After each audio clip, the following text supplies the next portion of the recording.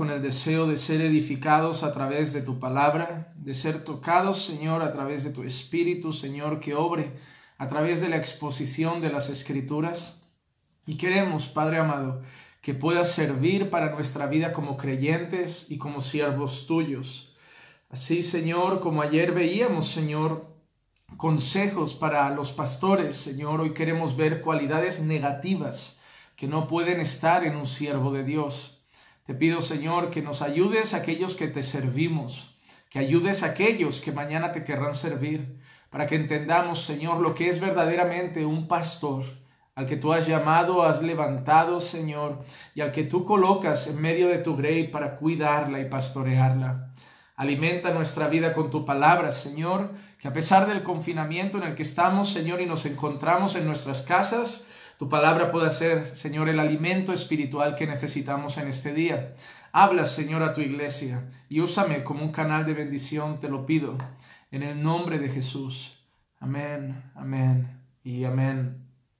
Bueno, hermanos, ahora sí vamos a dar inicio. Me disculpo por la calidad musical, si se ha escuchado la alabanza. Mi voz no es la de mi esposa, pero bueno, nada impide que podamos igual alabar a nuestro Señor.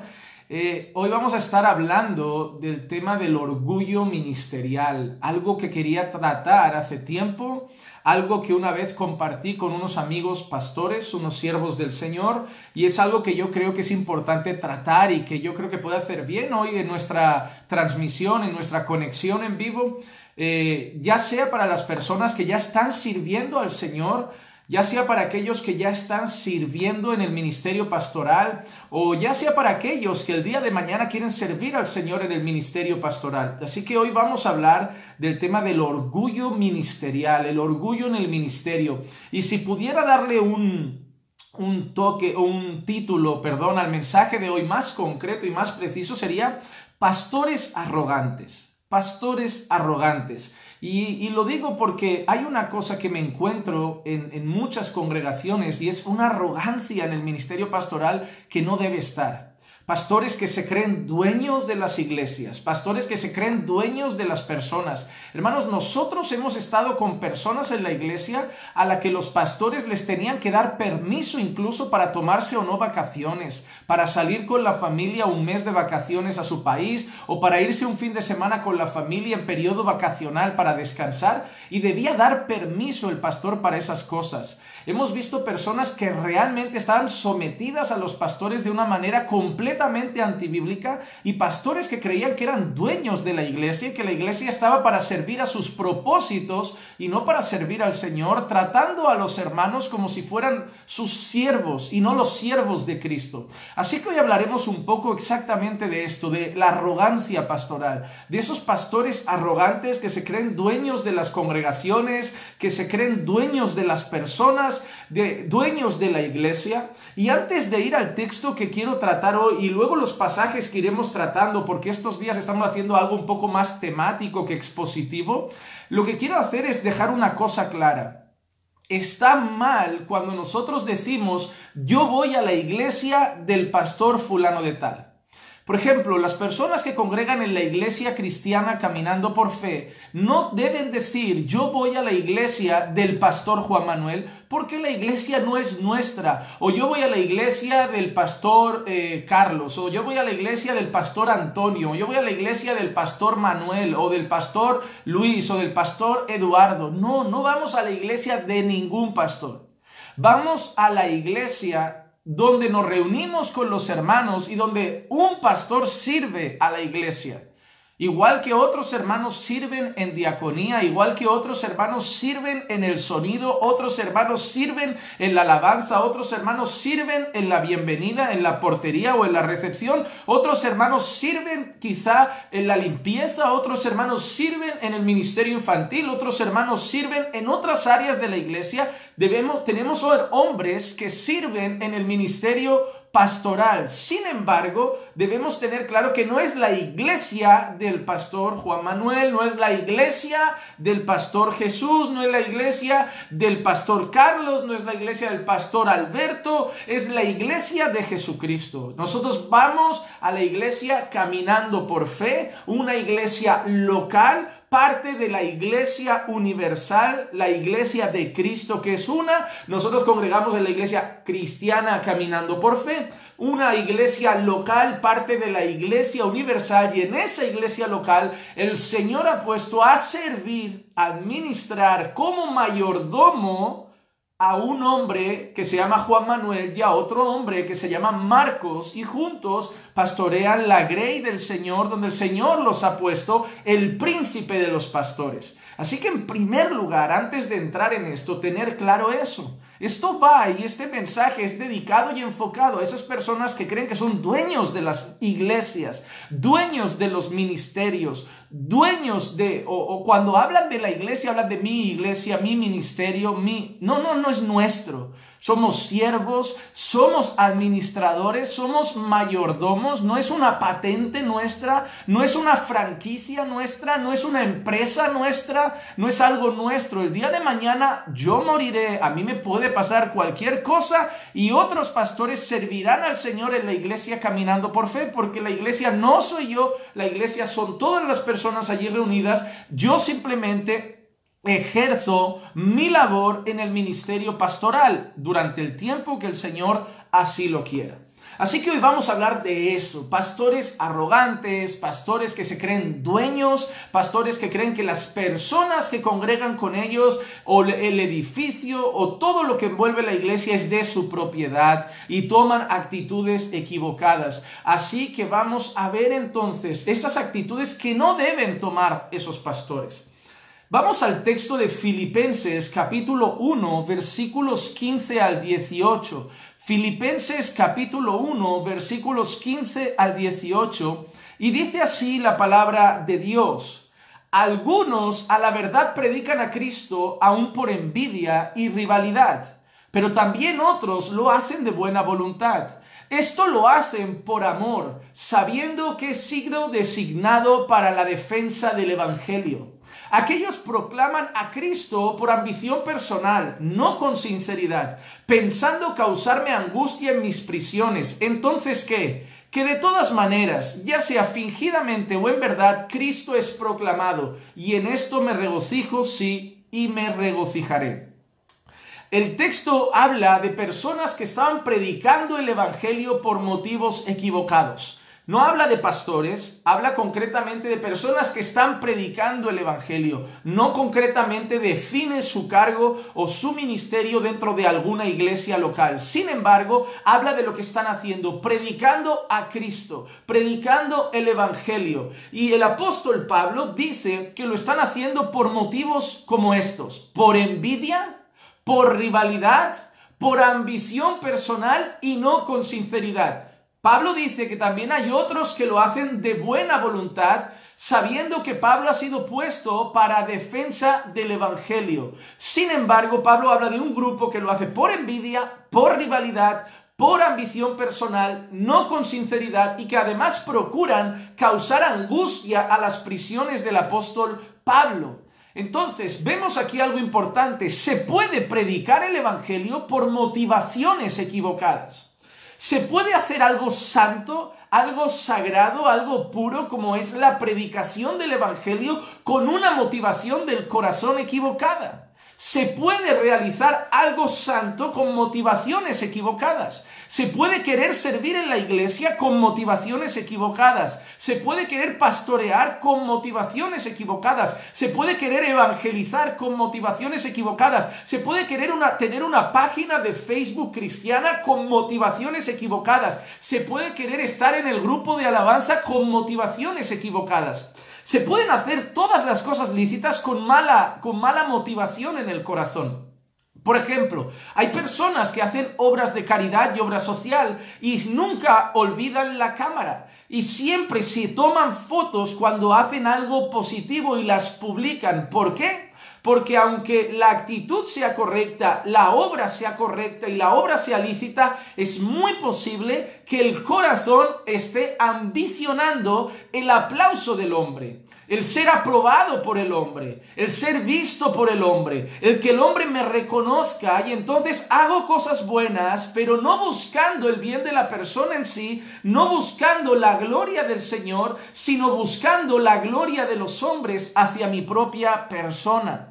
No siempre es así. Yo entiendo que hay muchas personas que deben hacer foto de sus obras sociales porque deben reportar lo que están haciendo alguna entidad. Por ejemplo, nosotros en el pasado hemos invertido en algunas entidades sociales. En el pasado la iglesia que estamos ahora, en la que estamos pastoreando, envió 1,000 euros para arroz y algunas cosas a una misión en África y pusimos las fotografías. ¿Pero por qué? Porque debíamos justificar a la iglesia en lo que habíamos invertido esos 1,000 euros y que estaban esos gastos justificados. Pero yo hablo de darle una limosna a un mendigo, visitar a un enfermo en el hospital, a un hermano, que ni siquiera debo rendir cuentas a nadie y simplemente lo hago muchas veces buscando la admiración de los demás. Hay muchas personas que lo hacen por eso, no todas. No digo que cada vez que alguien se toma una foto es malo, digo que hay que examinar el corazón, porque hasta las cosas santas, como predicar el evangelio, se pueden hacer con motivaciones equivocadas. Y aquí hay personas que querían predicar por envidia, por rivalidad, por ambición personal y no con sinceridad, porque querían molestar a Pablo. Les molestaba que Pablo estaba siendo reconocido. Pablo estaba siendo usado tremendamente por el Señor. Almas y almas se estaban convirtiendo al evangelio y Dios además respaldaba el ministerio de Pablo con mucho poder, usándolo con señales, con maravillas y prodigios. Y la gente veía eso y se movían a rivalidades, a envidias y predicaban el evangelio, pero con una motivación equivocada. Pero Pablo dice algo curioso al final. Pablo dice, ¿entonces qué? Que de todas maneras, ya sea fingidamente o en verdad, Cristo es proclamado, y en esto me regocijo, sí, y me regocijaré. Quiero aclarar este punto. Hay personas que dicen, por eso debes dejar de meterte con los falsos profetas y apóstoles, por eso debes dejar de hablar de esas personas, porque al final Cristo es proclamado. Alto ahí, señores, porque eso es una mala interpretación del texto. Pablo no está hablando de gente que predica un falso evangelio. Pablo no está hablando de gente que predica herejías. Pablo no está hablando de gente que predica el error. Porque cuando se refiere la Escritura a los herejes, la Biblia enseña que hay que taparles la boca, hay que denunciarlos y hay que desecharlos y ni siquiera sentarse con ellos. Pero Pablo no está hablando de gente que predica el error o de gente que predica herejías. El apóstol Pablo está hablando de personas que lo que están predicando es el verdadero evangelio, pero con motivaciones equivocadas. Así que lo primero que quiero decir en este caso es que a veces lo que nos motiva al ministerio y a servir al Señor puede ser algo malo, y en ese caso no hay que hacerlo. La Biblia dice en los requisitos del pastor, cuando la Escritura dice el que anhela obispado, buena obra desea, y da la lista de los requisitos, lo primero que leemos es el que anhela obispado. Hay un llamamiento interno que produce en nosotros un deseo y un anhelo del ministerio pastoral. A mí me hace mucha gracia esas personas que escucho a veces decir pastores, como que le están haciendo un favor a Dios diciendo, Dios sabe que yo no quería ser pastor y yo huí al Señor, pero el Señor me obligó al final, me insistió y yo tuve al final que rendirme a la voluntad del Señor. Mira, si tú sientes que el Señor te llama al ministerio y no lo anhelas, el Señor no te llama al ministerio. Si tú sientes que el Señor te llama al ministerio y no lo deseas, el Señor no te llama al ministerio, porque lo primero que vemos en las cualidades pastorales es que el que anhela obispado, buena obra desea. Debes tener un deseo, un calor interno, un amor interno, un deseo interno por el ministerio pastoral. Si no, no lo hagas. El Señor no nos va a colocar a servir en algo que no anhelamos hacer, porque debemos hacerlo con todo nuestro corazón. Pero hoy en día no basta con decir anhelo ser pastor. siento el llamado pastoral, porque hay un grupo enorme de personas, sobre todo en el medio reformado, que simplemente han conocido las doctrinas de la gracia, abandonan una iglesia hereje y dicen, no, ahora yo quiero ser pastor, yo he conocido las doctrinas de la gracia, yo he salido del error y ahora yo quiero empezar una obra porque yo siento el llamado, No tienen carácter. Nadie los ha ordenado, ninguna iglesia los respalda, ninguna iglesia los apoya, a nadie le rinden cuentas, ninguna iglesia da testimonio de su llamado, porque debe dar una iglesia testimonio de su llamado. No se puede levantar un loco y decir yo soy pastor y la gente me va a tragar como pastor y punto y final. La iglesia debe ver en ti un ministerio. Puede ser que estés en una iglesia del error, pero las personas deben ver en ti un llamado pastoral, o si no, vete a una iglesia correcta y espera que las personas vean en ti un llamado al ministerio pastoral. No seas como esos locos aventureros que sin voz de nadie, sin respaldo de nadie, sin rendir cuentas a nadie, empiezan el ministerio. Examina tu corazón, porque en este movimiento reformado moderno de hoy, cada uno que está saliendo de una iglesia no bíblica, en vez de luchar por buscar una iglesia bíblica, ya directamente cree que tiene un llamado pastoral porque ha descubierto las doctrinas de la gracia y cree que ya tiene todo para ser pastor. Y no es pastor aquel que conoce la verdad, no es pastor aquel que reconoce o que conoce las doctrinas de la gracia, es pastor aquel que Dios llama al ministerio pastoral. Y en eso no debe haber solamente un llamado interno, sino un llamado externo. La propia iglesia debe ver en ti ese llamado, debe reconocer en ti ese llamado, porque tú no vas a pastorear solo, vas a pertenecer a la iglesia de Cristo, y la iglesia debe reconocer en ti ese llamado, y al final rendirás cuentas a una iglesia. No vas a ser un loco dictador independiente que no rinde cuentas a nadie. Eso no es el modelo bíblico para la iglesia del Señor. Así que hay muchas personas que, movidos por el afán, movidos por el egoísmo, movidos por el deseo de aparecer, por la vanagloria personal, por el deseo de admiración, por el deseo de ser líderes, por el deseo de mandar o por deseo de estar al frente, existen muchas personas empezando obras, y por mucho que se llamen reformadas, hay mucha iglesia reformada con pastores que no son llamados por el Señor. Hay mucha iglesia bíblica con pastores que no son llamados por el Señor, porque la motivación no es correcta, y ellos que dicen conocer la sana doctrina deberían explicar cómo es el llamado pastoral, cómo se desarrolla el ministerio pastoral, cómo debe moverse el ministerio pastoral, y probablemente no sepan explicarte lo que han hecho ellos con su propio ministerio. Hay excepciones, pero la regla común hoy, sobre todo en Latinoamérica, es que cada cual, por descubrir la verdad y una doctrina sana, ya está empezando una iglesia en el salón de su casa, y eso es muy peligroso. Hay que tener en cuenta que los pastores deben ser llamados por el Señor. Así que, de la misma manera que el apóstol Pablo nos presenta unas personas que predicaban por motivos equivocados, que predicaban por afán, por vanagloria, por envidia o por rivalidad, también debemos tener en cuenta que en el ministerio pastoral hay personas que están ejerciendo el ministerio con motivaciones equivocadas, Así que, en primer lugar, ¿cuál es la motivación que hay en tu corazón para servir al Señor? No, pastor, yo quiero servir en el ministerio de alabanza, yo anhelo o deseo ser diácono en alguna área de la iglesia, yo anhelo servir en el evangelismo, yo anhelo servir en la tesorería, yo anhelo servir en la bienvenida o en el ministerio de misericordia, visitando a los necesitados, a los hospitales, a los hermanos que están mal. Yo anhelo servir. Antes de servir, yo te pregunto algo y examina tu corazón. ¿Por qué quieres hacerlo? ¿Por qué quieres hacerlo? Otra pregunta, ¿lo que anhelas hacer, puedes hacerlo sin necesidad de que tengas un cargo? Visitar enfermos, visitar a los necesitados, ayudar en algo. Hay muchas cosas que se pueden hacer sin un nombramiento y sin un cargo público, y muchas veces corremos detrás de la plaquita en el pecho que ponga siervo, ujier, obrero, diácono. Así que yo te pregunto, en primer lugar, examina lo más profundo de tu corazón y pregúntate qué te motiva a querer servir, qué te motiva a querer avanzar o realizar esa tarea en el cuerpo de Cristo. Vamos a ir a algunos puntos ahora, a desarrollar algunos puntos importantes, sobre todo en el ministerio pastoral. El primer punto que quiero llevar a cabo, el primer punto que quiero destacar es el siguiente: no corran. No corran. Apúntate, si estás hoy también con tu cuaderno y tu bolígrafo, toma nota de esto. Número 1, no corran.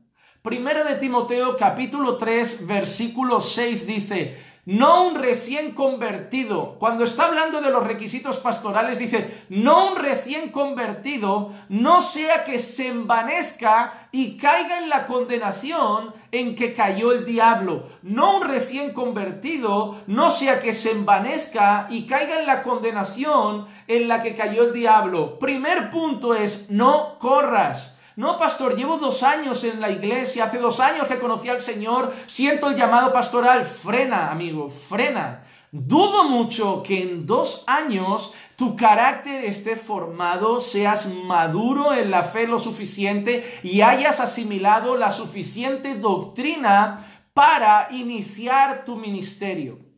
Mira, y en este punto yo quiero hacer una confesión. Yo sé que empezar joven el ministerio es muy peligroso y empezar teniendo pocos años en la fe el ministerio es muy peligroso, y les digo por qué lo sé. Porque me pasó a mí. Me pasó a mí mismo. Hermanos, yo voy a ser honesto. Yo, si pudiera volver atrás, yo tengo claro el llamado de Dios para mi vida. Yo fui ordenado en una iglesia como copastor en la iglesia pentecostal en la que conocí al Señor, pero todo se dio demasiado rápido. Me pusieron a trabajar con los jóvenes demasiado rápido, me nombraron como copastor demasiado rápido y yo mismo inicié la iglesia caminando por fe demasiado rápido. He hablado con buenos amigos y pastores, les he abierto mi corazón al respecto y todos concluyen en lo mismo: que ven en mi persona el llamado al ministerio, que ven en mi persona el corazón pastoral y que ven en mi persona las aptitudes. Y sí, el Señor puede haber hecho las cosas diferentes o han pasado diferente a como normalmente o bíblicamente deberían darse. Pero al final lo que importa es dónde nos encontramos ahora. Pero de los errores se aprende, y que yo haya cometido errores no significa que esa puerta esté abierta a que todos cometan los mismos errores. Miren, al empezar joven el ministerio y al llevar pocos años en el Señor, porque relativamente llevaba 4 años en el Señor cuando empiezo la obra pastoral, cuando me pasa todo esto, hermanos, yo me doy cuenta de algo: soy inmaduro. Mi carácter no es el de un hombre de Dios. Me refiero a madurez, me refiero al emocionalismo, a ser racional, a tomar las decisiones correctas, al actuar de la forma correcta, a la manera de soportar el peso del ministerio, a la manera de soportar las críticas. Afectó tremendamente a mi matrimonio, porque a duras penas llevaba 4 años en el Señor prácticamente. No sabía prácticamente ser creyente bien todavía, y ya iba a ser pastor y me acababa de casar. No sabía ser esposo y se me juntó todo y, hermanos, fue un caos.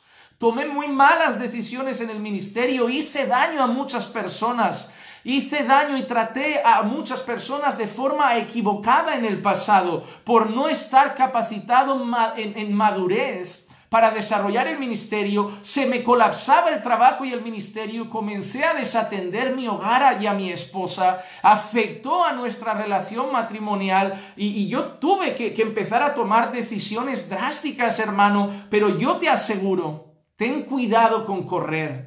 Hay pastores que llega gente a la iglesia y a los 2 meses ya los tienen en el altar en la alabanza, ya los tienen sirviendo en alguna área y no se fijan en su nivel de madurez espiritual. Y a veces cuando le das un cargo a una persona en la iglesia que no es madura y que no está preparada en el Señor para llevar eso, mañana va a caer, se puede ensoberbecer como acaba de decir Pablo, se puede volver orgullosa como acaba de decir Pablo, y hay personas que han llegado a nuestra congregación de otras congregaciones que en sus otras congregaciones servían incluso, llevaban ministerios, y cuando nosotros los hemos conocido nos hemos cuestionado incluso si eran creyentes o se notaba que eran bebés en la fe.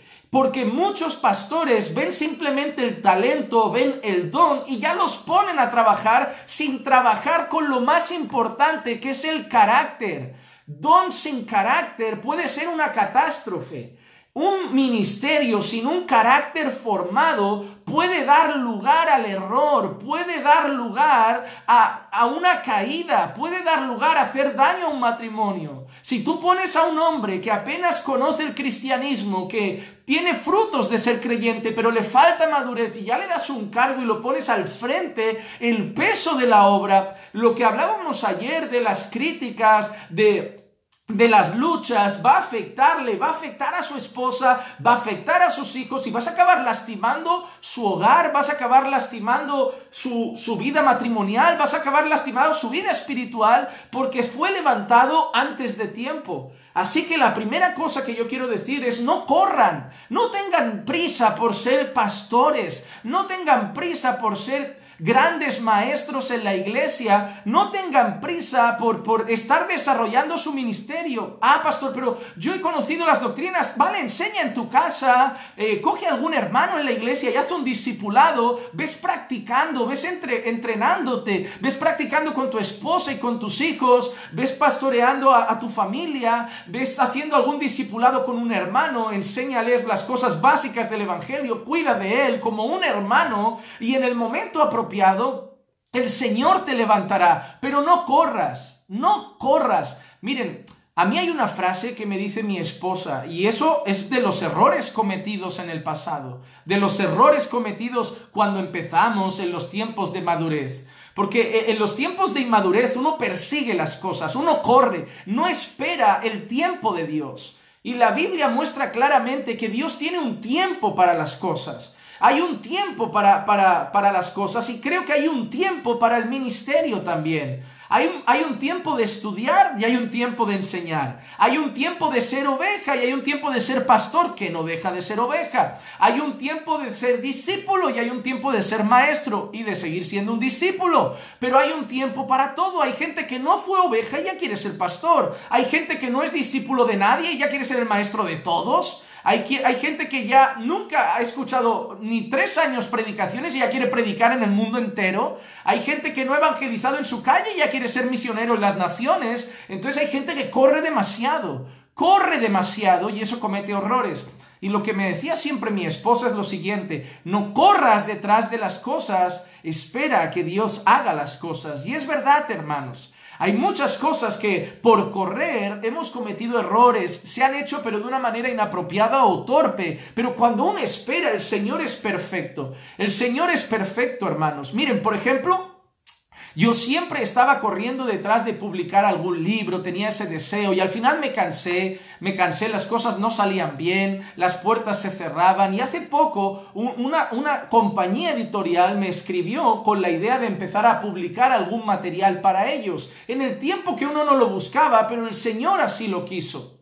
Y es igual que cuando uno quiere predicar en otros lugares. Yo sé que hay gente que disfruta y anhela predicar en otros lugares. Está bien, conoces otras iglesias, desarrollas tu ministerio en otros ambientes y enseñas a otras personas. Está muy bien, pero hay gente que se ofrece. A mí hay gente que me escribe a la página por correo y me dice: pastor, ¿qué hay que hacer para predicar en su iglesia? Y yo siempre les contesto con tono irónico, pero no quiero ser ofensivo, les digo: ¿qué hay que hacer? Primeramente te tengo que conocer quién eres tú.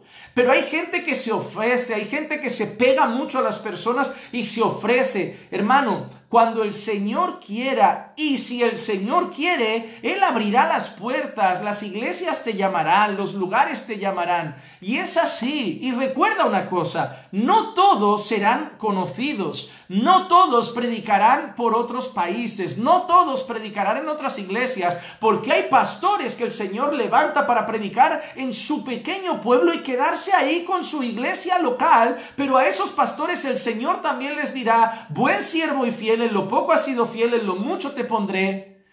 Entonces, hermano, lo importante es ser fiel a lo que el Señor nos llama y no correr detrás de lo que yo quiero que el Señor tenga para mí.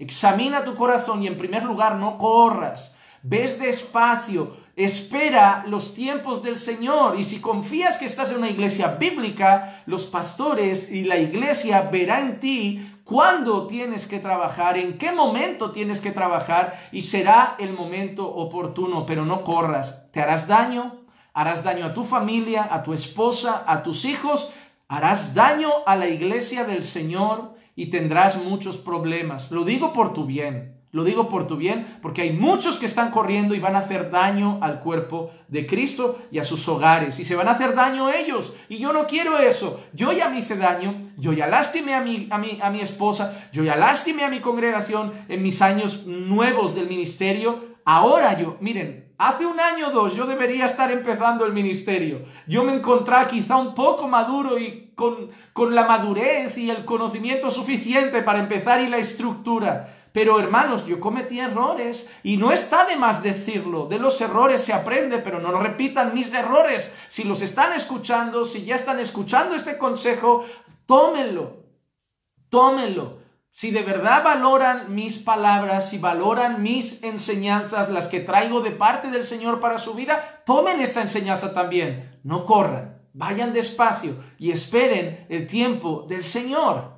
Vamos al siguiente punto. El siguiente punto es el problema de la autoconfianza. ¿Saben por qué corremos muchos? Corremos mucho porque tenemos mucha autoconfianza y existe un gran problema con la autoconfianza. Proverbios capítulo 3, versículos 5 al 8 dice así: confía en el Señor con todo tu corazón y no te apoyes en tu propio entendimiento. Reconócele en todos tus caminos y Él enderezará tus sendas. No seas sabio a tus propios ojos, teme al Señor y apártate del mal. Será medicina para tu cuerpo y refrigerio para tus huesos. 2 cosas importantes: no te apoyes en tu propio entendimiento, no seas sabio a tus propios ojos, confía en el Señor con todo tu corazón. Déjame preguntarte, hermano amado, ¿en qué descansa tu ministerio? ¿En qué descansa tu ministerio? ¿En tus conocimientos? Hay gente que sabe más. En tus habilidades hay gente que lo hace mejor. En tu posición hay gente que es más visible. En tu influencia hay gente que es más influyente que tú. Tu ministerio no debe descansar en cuanto tú sabes. Tu ministerio no debe descansar en que tú sabes mucho. Tu ministerio no debe descansar en que tú tienes una maestría teológica. Tu ministerio no debe descansar en que tú tienes muchos dones. Tu ministerio no debe descansar en que tú hablas muy bonito. Tu ministerio no debe descansar en que tú eres muy carismático. Tu ministerio debe descansar en el Señor. En el Señor. Si estamos aquí es porque el Señor nos ha sostenido. Si seguimos con las puertas abiertas de la congregación y predicando las Escrituras es porque el Señor nos ha sostenido. Si hemos conocido otros países y predicado en otras iglesias, por la gracia de Dios es porque el Señor lo ha querido. Si la página ha crecido y se ha desarrollado y muchas personas se suman a las enseñanzas, es porque el Señor ha querido. No es porque somos buenos, no es porque somos más listos, no es porque sabemos más, es porque el Señor ha querido. Por ejemplo, tenemos a un Paul Washer, un MacArthur, un Miguel Núñez, un Sugel Michelen, puedo decir más nombres, un John Piper, un Ligon Duncan, un Albert Moller, un Steve Lawson. Podemos tener un montón de pastores que están vivos hoy en día, que nos dan, hermano, 1000 vueltas en conocimiento, 1000 vueltas en madurez, 1000 vueltas en sabiduría. Hay mucha gente que sabe más que nosotros, mucha gente más sabia que nosotros, pero estamos aquí por la gracia de Dios, no por nuestras habilidades ni nuestro conocimiento. No somos los más listos, no somos los más buenos, no somos los que mejor lo hacemos. Somos simplemente lo que somos por la gracia de Dios. Y hay muchos otros que a lo mejor no tienen conocimiento ustedes porque no tienen Facebook, porque no tienen YouTube y predican mejor y son más sabios que nosotros y tienen más conocimiento que nosotros y más madurez que nosotros, pero no están expuestos en las redes sociales, pero están ahí por la gracia de Dios. Así que un ministerio no debe descansar en nuestro conocimiento, no debe descansar en nuestras habilidades, no debe descansar en nuestra posición, no debe descansar en nuestra influencia. El ministerio debe descansar en el Señor, debe descansar en el Señor y saber que todo lo que somos es por la gracia de Dios. Pero un mal pastor, un pastor arrogante, es aquel que cree que todo depende de él, aquel que cree que la iglesia sin él se hunde, aquel que cree que es necesario para la obra del Señor, miren, una vez escuché a un pastor, esto es doloroso, un pastor que le dijo así a la congregación: ustedes se pueden ir todos, pero yo me quedaré aquí pastoreando aunque sean las sillas. Número uno, si se van todos, no hay iglesia que pastorear, porque la iglesia es el conjunto. Número dos, las sillas no se pastorean las almas. Número tres, si se van todos, es la causa, es la muestra pública de que probablemente no seas un pastor. Porque el buen pastor, el pastor llamado por el Señor, las personas por su conducta, por su doctrina, por su comportamiento, por su piedad, por su santidad, lo seguirán, lo obedecerán, como dicen las Escrituras, imitarán su fe, como dicen las Escrituras. Pero si toda una iglesia le da la espalda a un pastor, es muy posible que la iglesia no lo vea como pastor, y por muy creído que él sea, si la iglesia no lo ve como pastor, es muy posible que no sea llamado al ministerio pastoral. Entonces, hay mucho pastor arrogante que cree que la iglesia depende de él, que cree que la iglesia depende de sus sermones, que cree que la iglesia depende de sus enseñanzas, que cree que el mundo evangélico depende de él. Es como si yo dijera: ay, ¿qué será de todos esos seguidores de la página si yo la cierro? Si yo cierro la página, ya no tendrán quien les aconseje, ya no tendrá quien les haga mensajes en vivo, ya no tendrá quien les dé enseñanza. Claro que tendrán. Yo puedo cerrar la página y mañana aparecen 300 más. Nosotros vamos y venimos. Incluso puede ser que sea una moda pasajera. El día de mañana aparece otra persona en las redes y todo el mundo empieza a escuchar a esa persona, y nosotros nos quedamos solamente con nuestra congregación y felices, porque sabemos que no depende la gente de nosotros y que la gente no tiene ni siquiera el deber de seguirnos a nosotros, sino a Cristo. Entonces, la primera cosa, ve despacio. Bueno, hemos hablado de las motivaciones correctas. Luego, no corras. Ahora, no te apoyes en tu propia prudencia, no te apoyes en ti mismo, apóyate en el Señor. Un mal pastor se apoya en sí mismo, en sus cualidades, en sus dones, en sus habilidades, en su influencia, en su posición, en su carisma. El buen pastor se apoya en el Señor, se apoyan en Cristo. Número 4, rinde cuentas. Uy, y esa le duele a los pastores, porque los pastores malos, los pastores arrogantes, quieren que todo el mundo le rinda cuentas, pero no quieren rendir cuentas de nada. Yo decido lo que decido y me da igual lo que piensen, yo hago lo que hago y me da igual lo que digan, yo enseño lo que enseño y me da igual si dicen que estoy en el error, todos me dan igual, la opinión de todos no importa, pero eso sí, todos me tienen que pedir permiso para irse de vacaciones, todos me tienen que pedir permiso para hacer sus cosas, todos tienen que avisarme. No. ¿Cómo?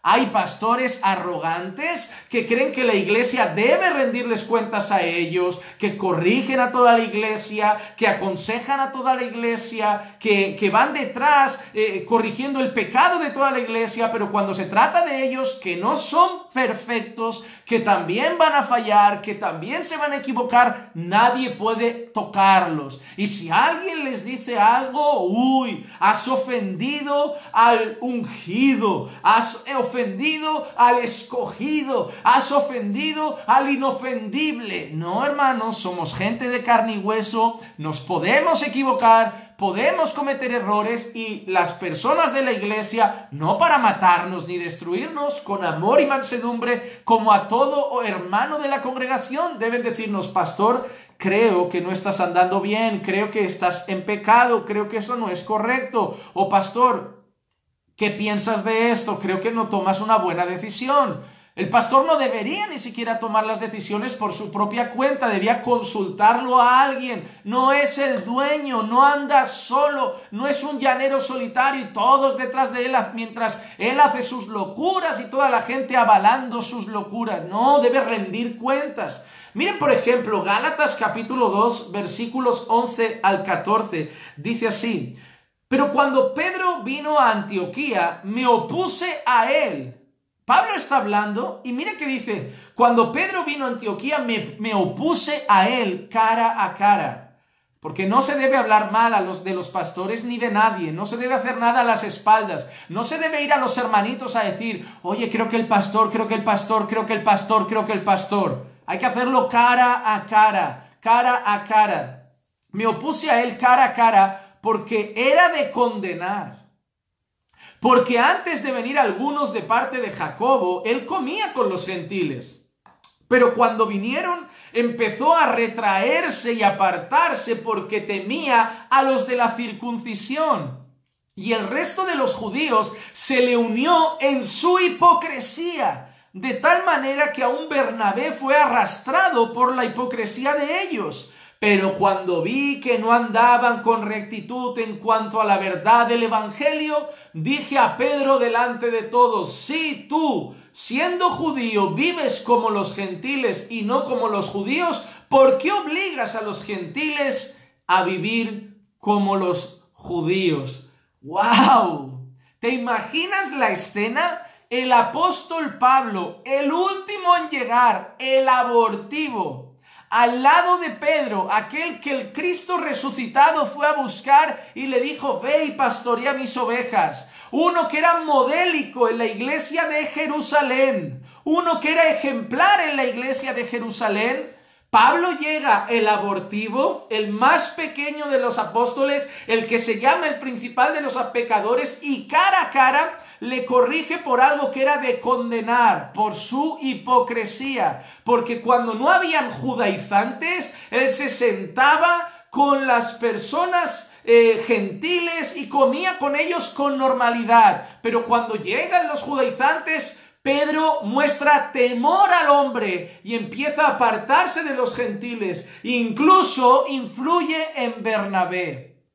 Pero Pablo lo corrige. Y no creo que Pablo le tirara una piedra. Y no creo que Pablo odiara a Pedro. Eran apóstoles de Cristo ambos. Sin embargo, debía rendir cuentas a alguien Pedro. Y Pablo va y corrige a Pedro. Mi pregunta es, pastor, ¿a quién rindes cuentas? Pastor, ¿quién te corrige? Pastor, ¿quién participa de las decisiones que tomas en la iglesia? Pastor, ¿quién lleva la tesorería de la iglesia? Pastor, ¿a quién se le rinden cuentas del dinero que entra en la iglesia y que debe ser transparente para que todo el mundo tenga confianza de saber qué se hace con las ofrendas? Pastor, no debería realmente estar tocando ni un centavo de la iglesia, debería haber otras personas haciéndolo, porque la reputación pastoral ya está muy en el filo de lo peligroso para que tú estés cerca del dinero y puedas dar pie a que las personas hablen. Pastor, ¿quién rinde cuentas de tu proceder cristiano? ¿Quién rinde cuentas de tus enseñanzas? ¿A quién rindes cuentas de la doctrina que aplicas en la iglesia? ¿A quién rindes cuentas de las decisiones que tomas? ¿O eres un llanero solitario? ¿O eres un dictador que habla y todos deben seguir, aunque sea una locura? ¿O eres una persona a la que nadie se atreve a corregir? ¿O eres una persona que le tienen miedo corregir porque cuando alguien le dice algo, ya lo mira con mala cara, ya lo desprecia, ya no lo trata igual? Incluso corregirte significa que nunca más servirán en la iglesia porque han tocado al intocable. No, pastor, hay que rendir cuentas. Hay que justificar lo que se hace con nuestra vida. Si te dan un salario, justifica tu trabajo. Muestra lo que estás haciendo. Que las personas te puedan preguntar cómo inviertes tu día y cuántas horas dedicas al estudio y cuántas horas dedicas al Señor. Rinde cuentas de tu vida. Rinde cuentas de tu caminar. Rinde cuentas. Sé corregible. Que las personas se puedan acercar para decirte no lo estás haciendo bien. Estás caminando de forma equivocada. Esas personas que están en el altar no deberían estar porque están en pecado, aunque sean tu familia. Y debería haber una junta, un grupo de personas con la que se tomaran ciertas decisiones, porque no puede estar toda la iglesia local en las manos de un hombre. Eso es peligrosísimo. No hay tanta sabiduría en un hombre como para que pueda estar todo el cuerpo en una sola mano tomando todas las decisiones. Se necesita un grupo. En la multitud de consejeros está la victoria, pero el que anda solo va a frustrarse, va a acabar mal. No pueden haber pastores solitarios, llaneros solitarios que no rindan cuentas a nadie. Hermano, y si tú no eres pastor y eres miembro de una iglesia, donde solo hay un hombre, porque claro, si hay más pastores, pues entre ellos se van a rendir cuentas uno al otro. Pero yo te hablo a ti, hermano, que puede ser que seas parte de una iglesia donde solo hay un pastor. Y a lo mejor esa iglesia tiene ya muchos años, varios años, y ves que no tiene ganas tampoco de que haya otro pastor porque le gusta mandar. Pregúntale a tu pastor una cosa: ¿a quién rindes cuentas? ¿A quién rindes cuentas de tu vida? ¿A quién rindes cuentas de tu trabajo? ¿A quién rindes cuentas de lo que enseñas? ¿Quién te supervisa a ti, pastor? Y si te dice Jesucristo, le preguntas que por qué Jesucristo no puede ser el que supervisa a la iglesia, porque a él le gusta supervisar a la iglesia, pero a él Jesucristo, ¿no? No, hermano, la iglesia somos todos y los pastores debemos tener a alguien a quien rendir cuentas, y ser corregibles. Vamos al siguiente punto. Debemos recordar, un pastor arrogante es alguien que cree que es dueño y no siervo. Y el siguiente punto es este: pastor, no eres dueño de nadie. No eres dueño de nadie.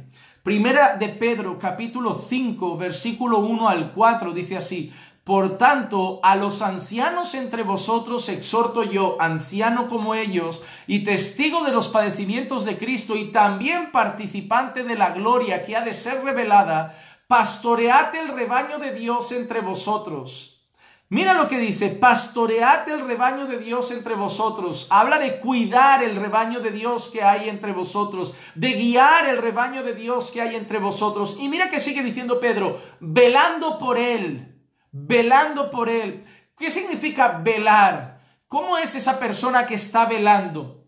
¿Cómo es esa madre que su hijo está en la calle y todavía no ha llegado a casa y está con la luz encendida de una lámpara, leyendo un libro, mirando el teléfono, esperando atento, aguardando la llegada de ese hijo?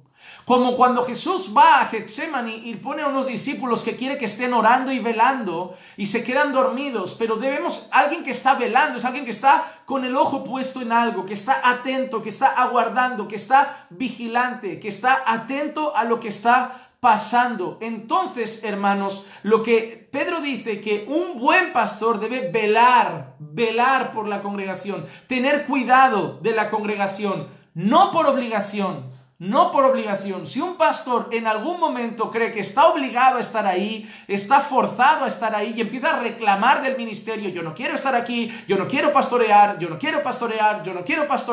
sáquenlo de la congregación, porque no se puede estar por obligación. No por obligación, sino voluntariamente, como quiere Dios. No por la avaricia del dinero. El pastor arrogante es un pastor que busca el lucro personal. Como dice la Escritura: habrán algunos que harán mercadería de vosotros, que usarán la piedad como medio de ganancia, dice también Judas, si no me equivoco. Entonces, ven en la congregación una fuente de dinero, ven en la congregación una plataforma económica y financiera.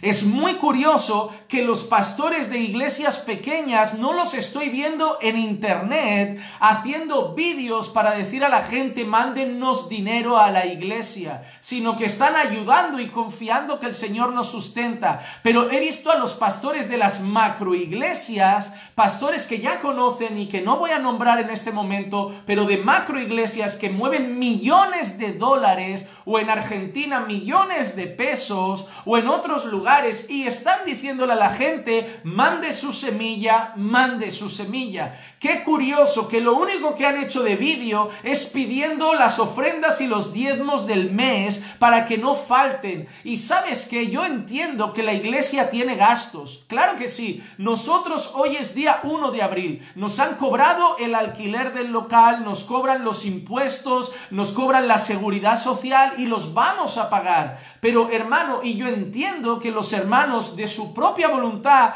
llamen a sus pastores, llamen a quien sea y digan: hermano, ¿Qué hacemos? Porque la iglesia tiene gastos y no queremos quedar en deuda porque dará mal ejemplo que la iglesia quede endeudada. Yo entiendo que voluntariamente alguien puede hacer algo, pero grabar un vídeo para decirle a la gente manden dinero, y más iglesias que no tienen necesidad, que mueven millones y que están, pero son hombres que el corazón está puesto en el dinero, que no les importa estar un mes cerrados, 2 meses cerrado mientras lleguen los billetes a la iglesia. No les importa quién entra y quién sale mientras haya billetes. No les importa si están en pecado, viven en santidad mientras haya billetes. No les importa cómo está la gente espiritualmente mientras haya billetes. Y hay mucha gente, pastores arrogantes, que buscan al Señor por dinero, por la avaricia del dinero.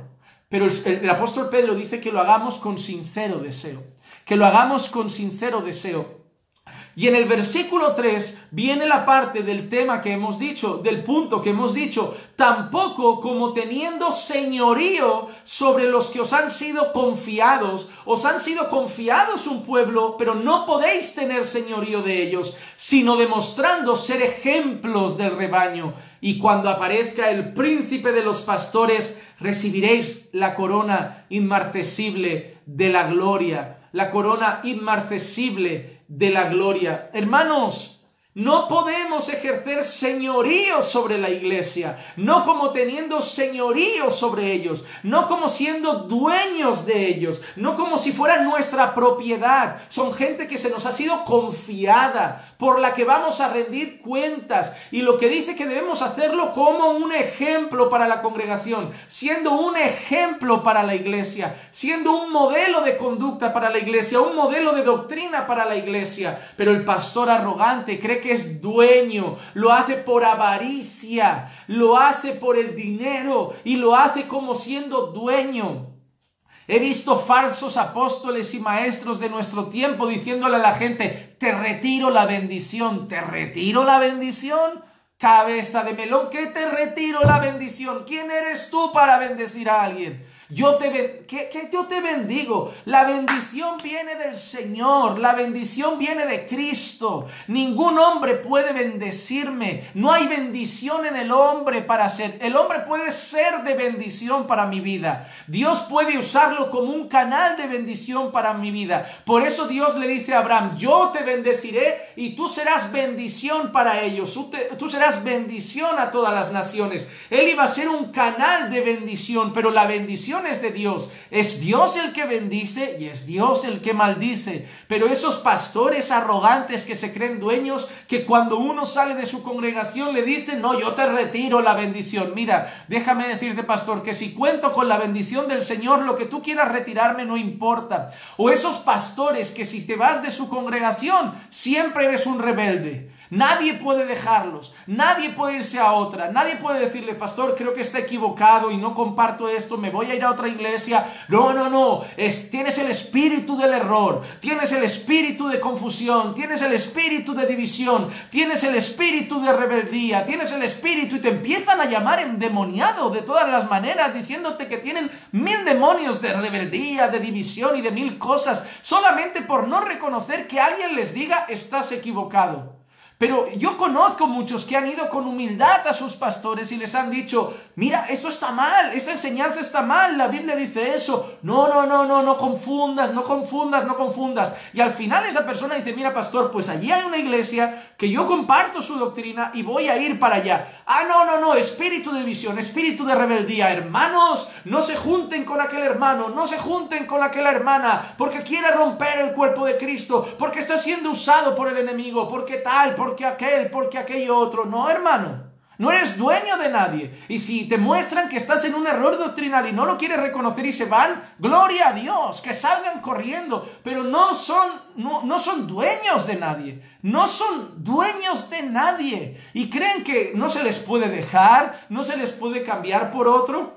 Hermano, no estoy de acuerdo de salir de las iglesias. No soporto al cristiano saltamontes, al cristiano que va dando saltitos de una iglesia, al cristiano que cuando te llega y le dices: ¿de qué iglesia vienes? ¿De qué iglesia? ¿De qué iglesias, pastor? Ya he pasado por 8 y no hay ninguna buena. No, pues si has pasado por 8, esta es la 9ª seguro y no será la última. Porque si has pasado por 8 y no hay ninguna buena, número 1, o tú no conoces la iglesia y te pones a congregar en cualquiera porque no tienes discernimiento, porque dudo mucho que hayan 8 iglesias malas, que haya sido. Por eso hay que ser paciente, hay que conocer la doctrina, conocer a los pastores antes de congregar en una iglesia. Sin embargo, tampoco podemos quedarnos en una iglesia que está mal, pero el pastor arrogante se cree dueño y señor. Se cree dueño y señor. Así que, hermanos, les dejo unos consejos. Número 1, no corran. Número 2, hagan las cosas con las motivaciones correctas. Número 3, no se apoyen en su propia prudencia, en sus habilidades, en su carisma. Apóyense en el Señor. Número 4, rindan cuentas.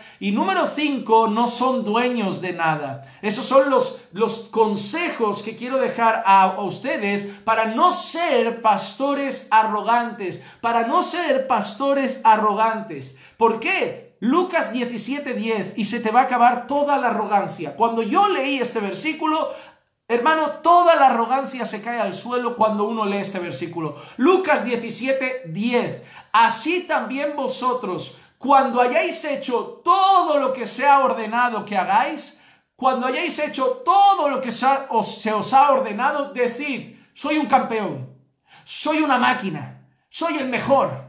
Soy el número 1. Nadie pastorea como yo. Yo soy un siervazo. No. Cuando hayáis hecho todo lo que tenéis que hacer, decid, siervos inútiles somos. Hemos hecho solo lo que debíamos haber hecho.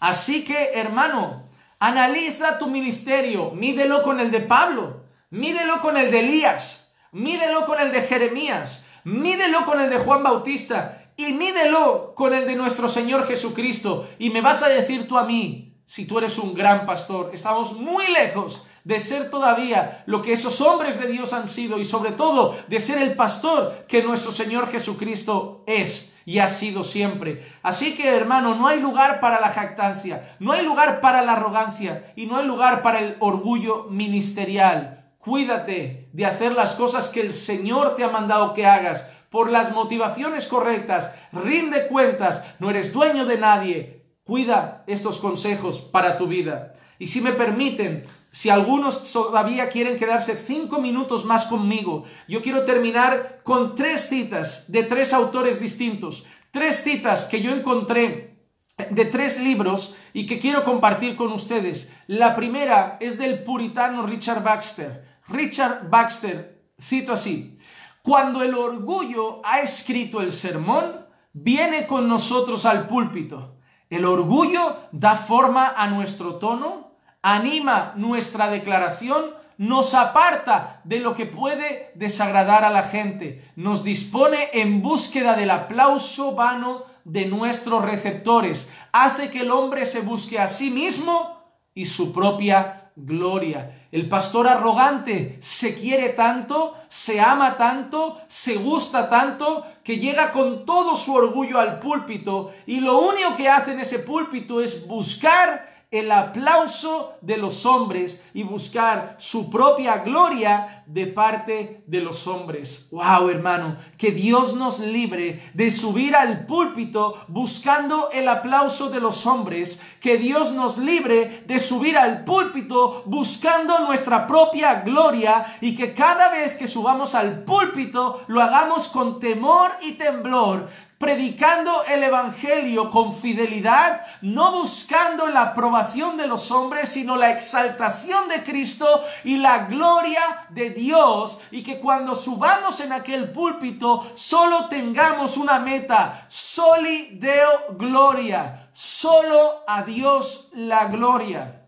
Segunda cita, son 3. Segunda cita, esta es de Jonathan Edwards, uno de mis preferidos. Ay, cómo quisiera que estuviera vivo otra vez Jonathan Edwards. Yo me sentaría y dejaría de pastorear solo para escuchar a ese hombre. Hermanos, lean y busquen en internet el mensaje de pecadores en las manos de un Dios airado. Un hombre usado tremendamente por el Señor. Dice la historia que cuando Jonathan Edwards estaba predicando ese sermón de pecadores en las manos de un Dios airado, mientras estaba predicando, la gente empezó a ir al púlpito corriendo a decir, para de predicar, para de predicar. La gente se metía debajo de las bancas de la capilla. Algunos dicen que se pegaban a las piedras y algunos iban de rodillas al altar y decían, señor Edwards, pare de predicar, porque parece que el suelo se va a abrir y el infierno nos va a tragar. Y aquel día hubo más conversiones que nunca, dando lugar a un gran avivamiento.